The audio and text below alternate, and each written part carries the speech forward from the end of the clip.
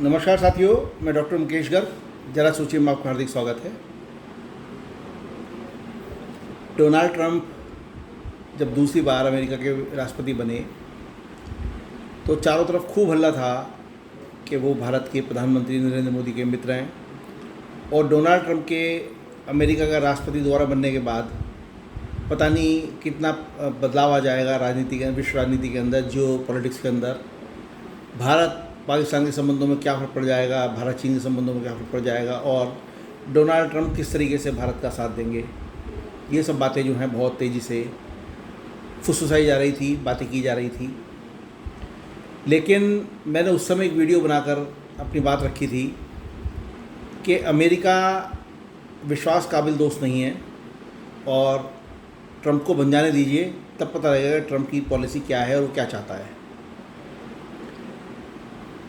साथियों, Donald Trump ने अपना रंग कुर्सी पर बैठते दिखाना शुरू कर दिया और उन्होंने जो अमेरिका फर्स्ट की पॉलिसी बनाई उसके तहत सबसे पहले तो उन्होंने ट्रेड वॉर छेड़ दी देश पूरे विश्व के अंदर, और अमेरिका के अंदर आने वाले हर प्रोडक्ट के ऊपर उन्होंने टैरिफ इम्पोज़ कर दिए। टैरिफ इम्पोज़ करने के बाद जिस तरीके से उन्होंने छलना शुरू किया, अल्टीमेटली उन्हें टैरिफ कम करने पड़े या हटाने पड़े, या उनको डेट्स को जो है डेफर करना पड़ा। बात यहीं तक ही नहीं रही।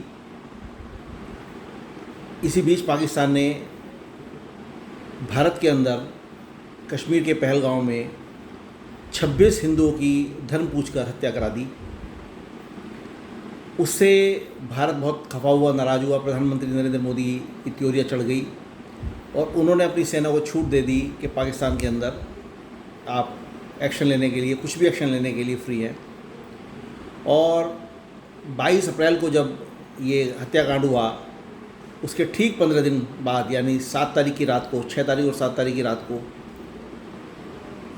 भारत ने पाकिस्तान के जो शहर है बड़े बड़े, जहाँ उनके आतंकी अड्डे बने हुए थे, जहाँ उनके आतंकी आका छिपे हुए थे, उनमें से 20 में से 9 आतंकी अड्डों को उड़ा दिया, पूरी तरीके से नेस्त नाबूद कर दिया।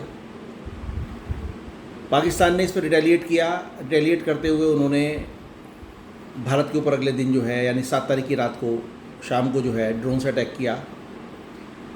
भारत का जो एयर डिफेंस सिस्टम था वो पूरी तरीके से सक्रिय था। उसने एक भी ड्रोन और एक भी मिसाइल को भारत के अंदर आने नहीं दिया और हवा में मार गिराया।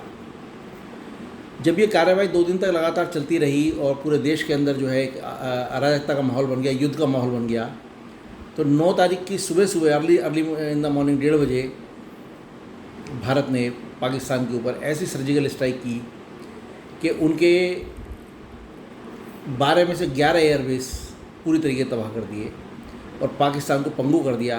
उनकी वायुसेना, उनके एरोप्लेन्स, उनके जेट्स जो हैं वो वहाँ खड़े खड़े बर्बाद कर दिए उन्होंने। उनकी जो एयरफोर्स है वो हमले काबिल नहीं बची, पूरी तरीके से पाकिस्तान को तोड़ दिया उन्होंने।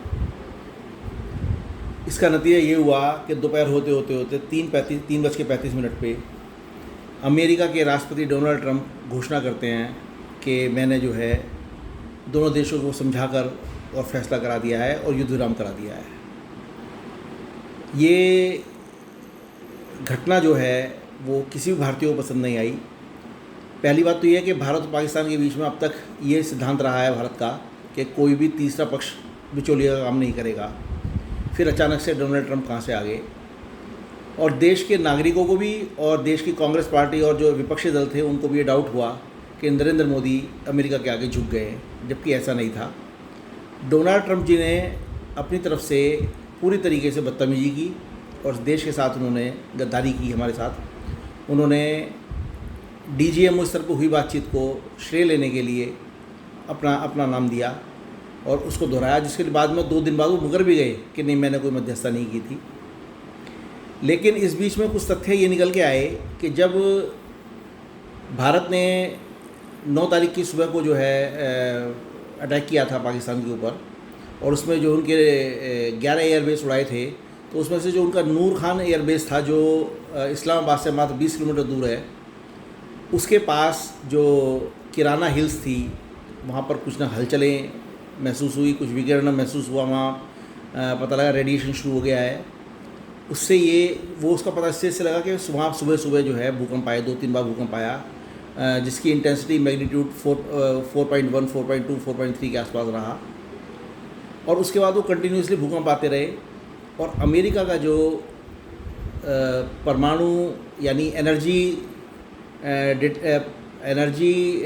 डिटेक्शन जो उनका वो है स्पेशल प्लेन है, वो वहाँ पे आके उतरा। और इसी बीच मिस्र से जो है जो वहाँ की मिट्टी है वो बताते हैं कि न्यूक्लियर रेडिएशन को रोकने में काम आती है, वो वहाँ पे उन्होंने अपनी उतारनी शुरू करी। इस सब चीज़ों से ये अंदाज़ा लगाया गया कि कहीं ना कहीं भारत की चोट सटीक निशाने पर लगी है।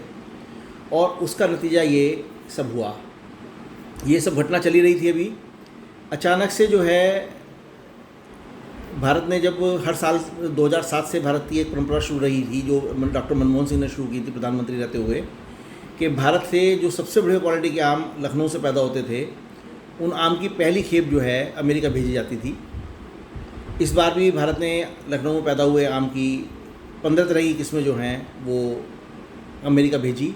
और वो बाकायदा बॉम्बे की लेबोरेटरी में टेस्ट होके, अमेरिका ने अपनी लैब में बनाई हुई है, वहाँ से टेस्ट होके एक एक आम तब वहाँ से अमेरिका पहुँचा है।